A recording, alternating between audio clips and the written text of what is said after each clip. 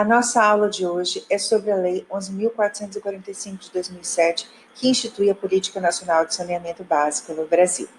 Antes de falarmos sobre a lei, é importante lembrar daquilo que a gente estudou lá no início do curso, quando falamos sobre o direito ambiental internacional e as principais conferências internacionais de meio ambiente. A Conferência de Joanesburgo, conhecida também como Rio+10, foi aquela conferência que dividiu a agenda global mundial em agenda verde, agenda azul e agenda marrom, sendo que a agenda marrom foi destinada aos países em desenvolvimento que precisavam enfrentar prioritariamente os problemas relativos à pobreza. Pois bem, a gestão do saneamento básico é um desses problemas e responsável por muitas doenças, inclusive, de certa forma, pela pandemia que enfrentamos no dia de hoje. É por isso que esse tema é tão importante e está diretamente relacionado com a agenda marrom e com os problemas relativos à redução da pobreza e à desigualdade social. É muito importante a gente entender a natureza jurídica do saneamento, né? O direito ao saneamento básico, ou mais recentemente, como se costuma dizer, ao saneamento ambiental, relaciona-se ao próprio direito ao desenvolvimento, à paz, à livre determinação dos povos, tanto que você tem conceitos e tratamento diferentes do saneamento básico, né, nas diversas nações, à educação, aos direitos culturais e principalmente à luta contra a pobreza e redução das desigualdades sociais. Se a gente for fazer uma interpretação extensiva do próprio direito à vida, né, ou até mesmo do direito à saúde, nós vamos encontrar o saneamento básico lá na base, né, como o próprio nome diz, ele é a base, né, de uma existência digna, de uma mínima sadia qualidade de vida. E a ausência do saneamento básico acaba afetando diretamente outros direitos. O próprio direito à vida. Ainda temos em países como o Brasil muitas pessoas que morrem direta ou indiretamente pela ausência de saneamento básico, pela ausência das estruturas, né, e dos serviços adequados. Né? Além disso, afeta o direito à habitação, à alimentação adequada, afeta o direito à educação, enfim, aumenta, incrementa todos os problemas decorrentes da desigualdade social, inclusive a segurança pública. Então, o direito ao saneamento é um daqueles direitos que está na base, né, ele é corolário do próprio direito à vida, é intimamente relacionado ao direito à saúde e ao direito ao meio ambiente ecologicamente equilibrado. No Brasil, a Lei 11.445 de 2007 adotou o conceito ampliativo de saneamento básico. Mas antes da gente entender, né, o que seria esse conceito ampliativo, eu quero voltar lá na Constituição, né, sempre estudar a partir da base constitucional. Então, a gente precisa entender como a Constituição trata o saneamento básico. O artigo 21 diz que compete à União instituir diretrizes para o desenvolvimento urbano, inclusive habitação, saneamento básico e transportes urbanos. Então, a União tem competência em matéria de saneamento para instituir as chamadas diretrizes básicas. E ela faz por meio tanto da Lei 11.445, do seu decreto regulamentador, mas principalmente por meio do Plano Nacional de Saneamento Básico.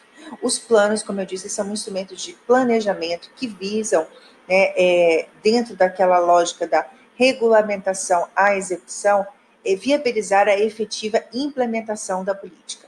Então, a União compete elaborar um Plano Nacional de Saneamento Básico, além da Política Nacional, que nós já vimos, é a Lei 11.445, ok? Fora a competência da União, nós temos como competência comum da União, Estado e Distrito Federal, além do proteger o meio ambiente e combater a poluição em qualquer de suas formas, que é a principal competência comum ambiental, na qual, obviamente, se inserem as poluições decorrentes da ausência de saneamento, como poluição hídrica, né, dos nossos corpos d'água e todos os outros tipos de poluição que ali decorre, afeta também o direito à saúde, que é uma outra competência material comum, né, o dever de prestar os serviços de saúde, mas aqui está expressamente no inciso 4, promover programas de construção de moradias e melhoria das condições habitacionais e de saneamento. Tá? No artigo 30, nós temos a competência legislativa dos municípios, legislar sobre assuntos de interesse local e também suplementar a legislação federal e estadual no que couber, lá no inciso 2, organizar e prestar diretamente ou sob regime de concessão ou permissão de serviços públicos de interesse local, incluindo o transporte coletivo que tem caráter essencial. Aqui, né, no organizar e prestar diretamente, ainda que por delegação, o serviço de interesse local, se insere o direito ao saneamento, o dever, né, da prestação do serviço, dos serviços de saneamento básico, porque o saneamento básico no Brasil, como eu disse, adota o conceito ampliativo, então ele acaba sendo um conjunto de serviços. É hoje pacífico o entendimento dos tribunais, né, e também o entendimento doutrinário, de que o titular da prestação dos serviços públicos de saneamento básico no Brasil são os municípios. Então, embora nas regiões metropolitanas eles devam ser prestados de forma integrada, como decidiu o STF em 2013, a titularidade permanece sendo dos municípios. Os municípios podem delegar, inclusive para companhias estaduais de saneamento, como acontece aqui na região metropolitana de Vitória, mas o titular do serviço é o município. O artigo 200 ainda se refere ao Sistema Único de Saúde e que diz, né, ao Sistema Único de Saúde compete, além de outras atribuições nos termos da lei, participar da formulação da política e da execução das ações de saneamento básico. Por quê, gente? Quando a gente fala, por exemplo, na medicina preventiva, né, na medicina, na questão da infectologia, que hoje está em voga, né, e o médico sanitarista, ou seja, a saúde, sob o aspecto coletivo, está intimamente ligada, ela é dependente, ela é causa e consequência das ações de saneamento. É por isso que saneamento é uma política ambiental, é uma política de saúde, é uma política de redução das desigualdades sociais e o seu tratamento é o mais diverso possível.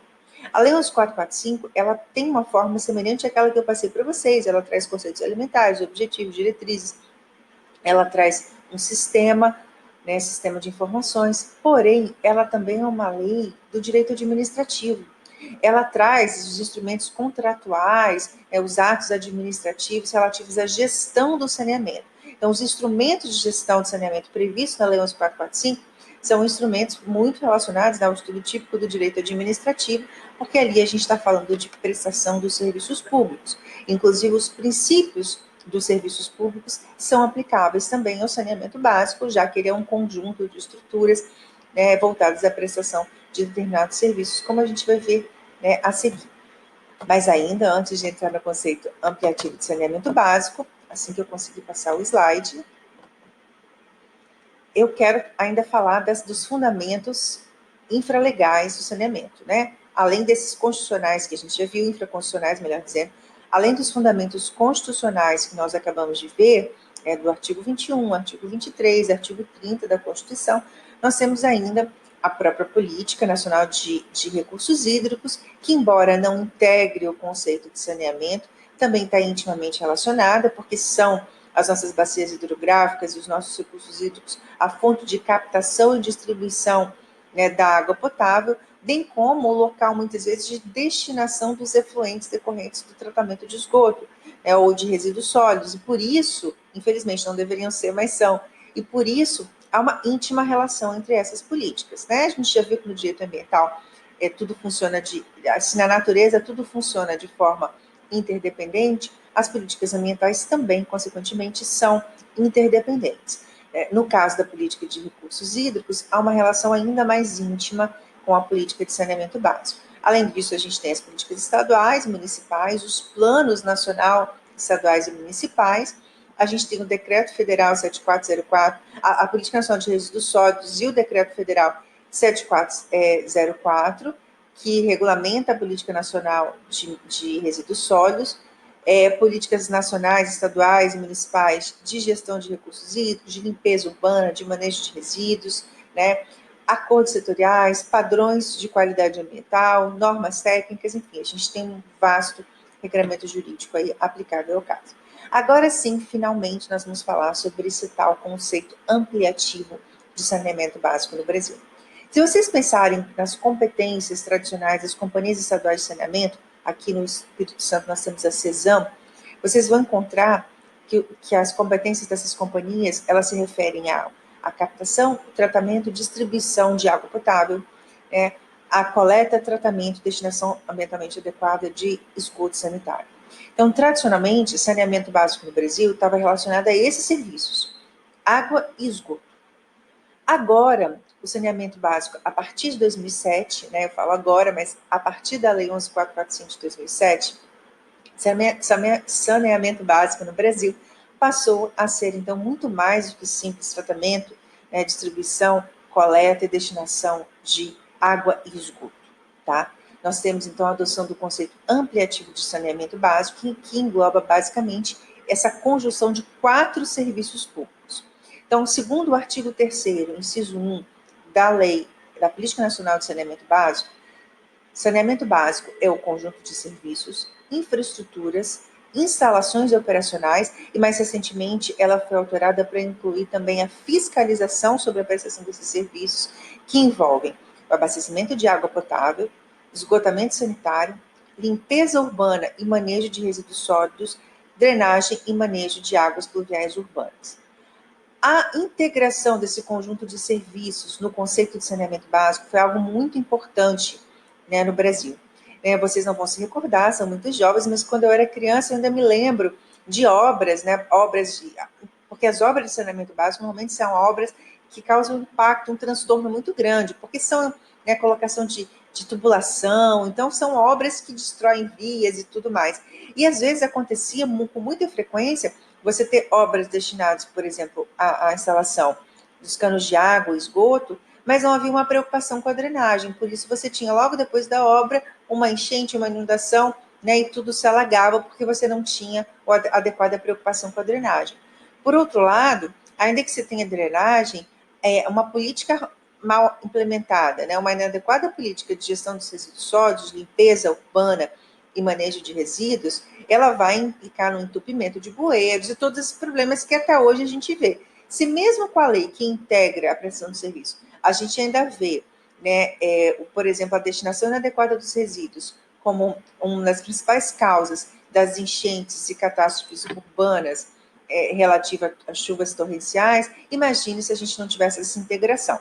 Então, é muito importante que todos esses serviços estejam integrados. E quando a gente fala que saneamento básico no Brasil envolve conjunto de serviços, então não é só serviço público, envolve o conjunto de serviços, esses 4 serviços, né? Na verdade são 5.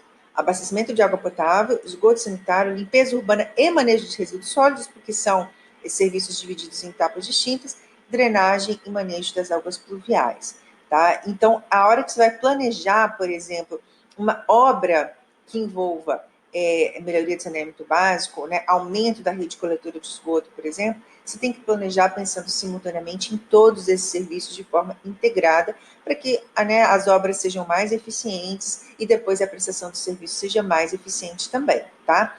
Se a gente for pegar obras antigas, a gente teve uma experiência aqui em Vitória recentemente, a gente tinha situações em que havia cruzamento de tubulação de água com esgoto com altíssimo risco de contaminação.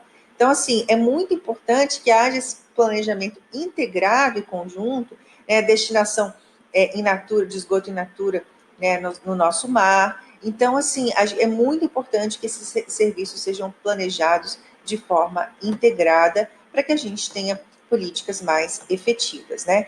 E embora a Política Nacional de Recursos Hídricos não integre o conceito de saneamento básico no Brasil, a proteção dos nossos recursos hídricos acaba sendo uma das finalidades da Política Nacional de Saneamento, um dos seus objetivos, por isso também esse grau de integração entre as duas políticas, ok?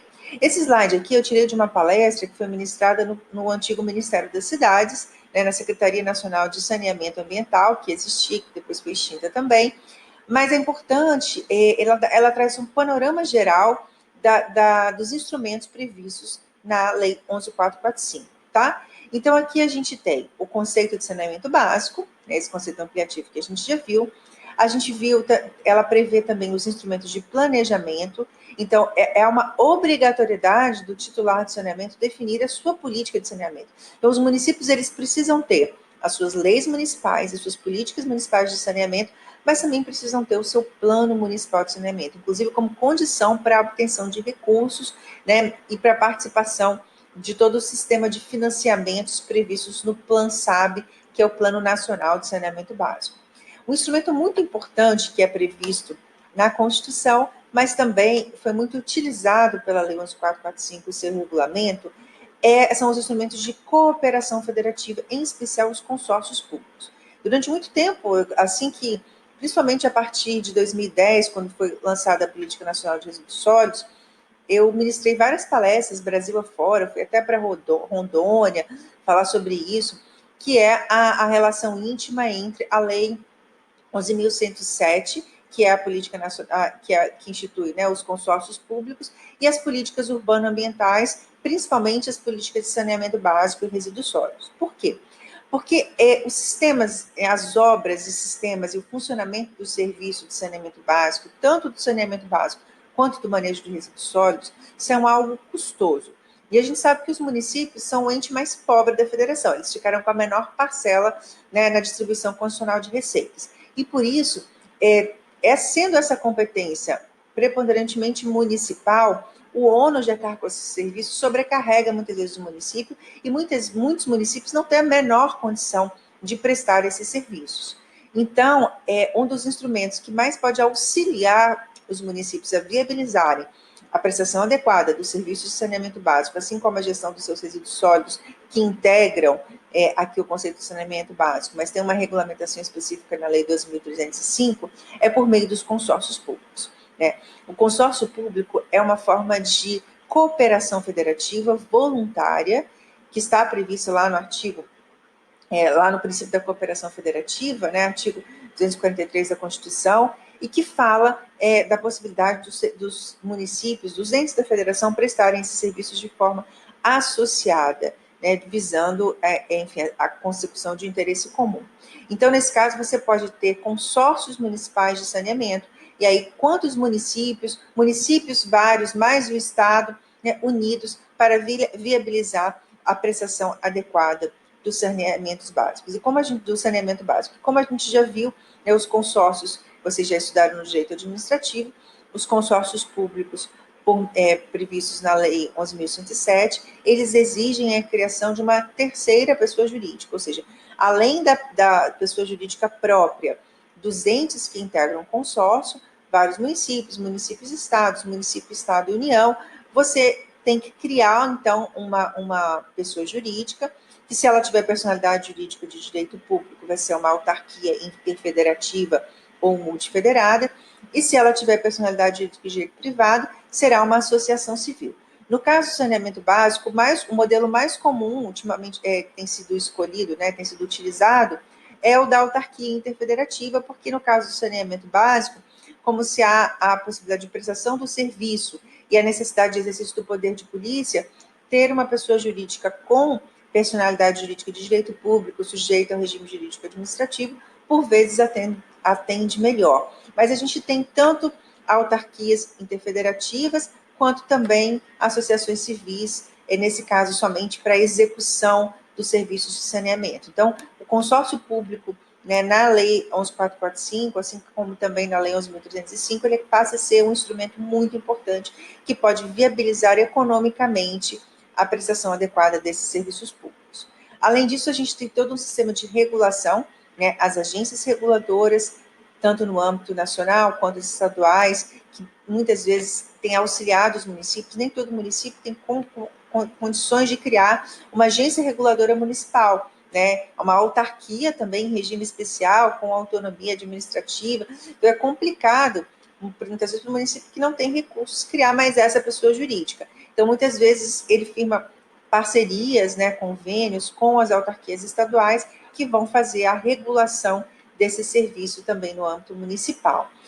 Além disso, ele pode delegar, como eu disse para vocês, na política de recursos hídricos, a gente não fala em delegação, a gente fala, né, numa outorga que o poder público permanece no controle da fiscalização e da atuação, até mesmo da execução dos serviços e obras. Né? A única coisa na gestão de recursos hídricos que é delegada é a execução, muitas vezes, de obras, né? Obras de barragem, de transposição, mas sempre feitas pelo poder público. No caso do saneamento básico, a gente já tem mais latente a figura da possibilidade de delegação da prestação dos serviços, inclusive os municípios podem, por exemplo, municípios integrantes de uma região metropolitana, de uma aglomeração urbana, ou de uma região, ou de uma micro-região, eles podem delegar para a companhia estadual, né, que normalmente tem formato aí de empresa pública ou sociedade de economia mista, a prestação do serviço de saneamento. Isso tem acontecido com frequência, principalmente nos locais onde já havia a prestação de serviço público por parte da companhia estadual. Então, aqui no caso do município de Vitória, por exemplo, foi o que aconteceu. Só em 2019, depois de muita discussão, houve, enfim, havia uma polarização, uma competição da atuação municipal e da companhia estadual, mas elas felizmente chegaram a um consenso, e aí houve a assinatura de um contrato de programa em que o município delega parte da execução do serviço para a companhia estadual de saneamento básico aqui do Espírito Santo, mas somente nos serviços de água e esgoto, que são a sua competência. Os demais serviços, limpeza urbana, manejo de resíduos sólidos, drenagem das águas pluviais, permanecem, né, sobre a gestão direta do município, ok? Além disso, assim como na política de recursos hídricos, a política de saneamento básico, ela também está sujeita a um forte controle social, né? E ela prevê instrumentos de participação direta da sociedade civil, não só como controle, né, mas também nos processos decisórios, e exige transparência e publicidade de suas ações, uma vez que as obras de saneamento básico, né, normalmente aquilo que a gente literalmente joga para debaixo do tapete, são obras também com alto risco de integridade, alto risco, né, de corrupção. Ok? Deixa eu passar aqui mais um slide aqui, peraí. Esse. Antes da gente, né, entendido como é que funcionam esses instrumentos de gestão ambiental, eu quero fazer uma breve correlação com vocês do saneamento básico e esse momento em que a gente vive, né? O Instituto Trata Brasil, que é uma das principais entidades de dados, de coleta de dados, de avaliação e até mesmo de consultoria em matéria de saneamento básico no Brasil, ele traz uns dados, eu vou até mostrar para vocês aqui diretamente no site do Instituto Trata Brasil, que eu quero que vocês tenham acesso, porque é um local onde vocês vão encontrar informações seguras, né, pesquisas, estudos sobre licenciamento ambiental, sobre saneamento básico. E aqui a gente tem uma relação direta, olha, documento produzido por pesquisadores independentes mostram como o saneamento básico tem papel na proliferação do novo coronavírus. A falta do serviço de abastecimento de água, a falta do tratamento do esgoto sanitário piora muito as condições de higiene, gente, não tem como negar. Como é que as pessoas vão lavar a mão se elas não têm água? Então, esse é um ponto básico. Sem falar que nós temos aqui no Brasil 35 milhões de pessoas ainda sem acesso à água potável. Isso é um dado muito triste, né, gente? É um dos serviços públicos que mais precisa de investimentos urgentes, né? Há uma íntima relação entre saneamento básico, né, e as políticas de saúde. E aí eu quero aproveitar, né, esses dados, essa estatística posta aqui pelo Instituto Trata Brasil, para estabelecer com vocês, né, esclarecer uma diferença também muito em voga hoje, que é a diferença entre saneamento básico e saneamento ambiental. A Lei 11.445, ela trata do chamado saneamento básico. Foi uma escolha do legislador, né, para simplificar e integrar serviços públicos que são fundamentais para assegurar a saúde e qualidade de vida para as pessoas.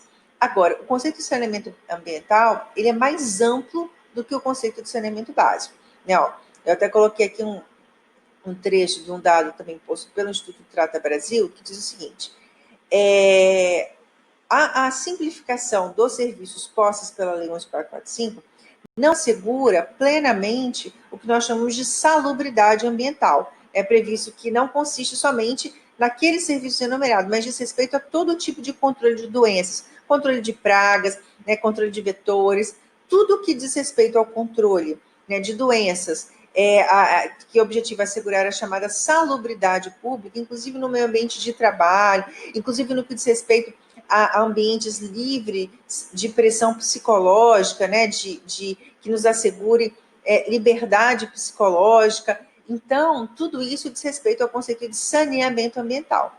Então, você viver numa cidade, trabalhar numa empresa, né, ou no poder público, em que você tenha um ambiente que, além da salubridade relativa ao saneamento básico, ou seja, tem abastecimento de água potável, tem esgoto sanitário ligado à rede coletora, não causando impactos tão negativos ao meio ambiente. Você ter serviços de drenagem das águas pluviais, limpeza urbana, manejo de resíduos sólidos, mas ainda assim ter um ambiente livre de vetores, de doenças, de mosquitos, ter um ambiente também livre de pressões psicológicas lesivas, né, nocivas à nossa saúde, nos permitindo liberdade de escolha, livre de fake news, livre, né, de tudo aquilo que possa viciar e causar prejuízo à nossa saúde física, psicológica, né, mental, e as nossas liberdades se inserem no conceito de saneamento ambiental.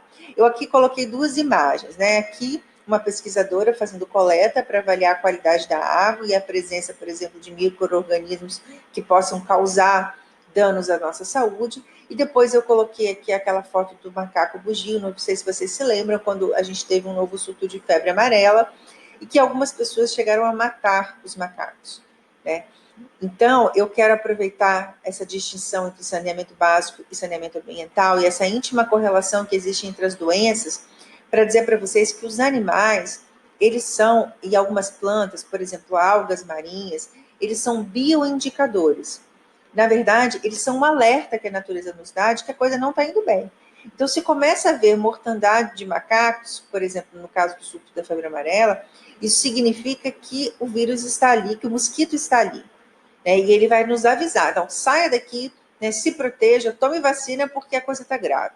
Então, né, os animais, nesse caso, eles têm uma importância muito grande, porque além de todas as suas funções ecológicas, eles ainda são bioindicadores. Então, por isso, não mate macaco, né, não mate os animais, e tome muito cuidado com as informações que você recebe, porque isso tudo, né, essa preocupação geral com a saúde, com a nossa saúde, faz parte do conceito de saneamento ambiental, é esse conceito mais amplo que se refere ao próprio direito à saúde, que é muito mais do que um ambiente livre de doenças, mas é um ambiente que nos propicia o nosso desenvolvimento humano, né, a nossa saúde física, nossa saúde psicológica, a nossa saúde mental, né, a nossa capacidade de ter relações sadias. Então, tudo isso se insere no conceito de saneamento ambiental.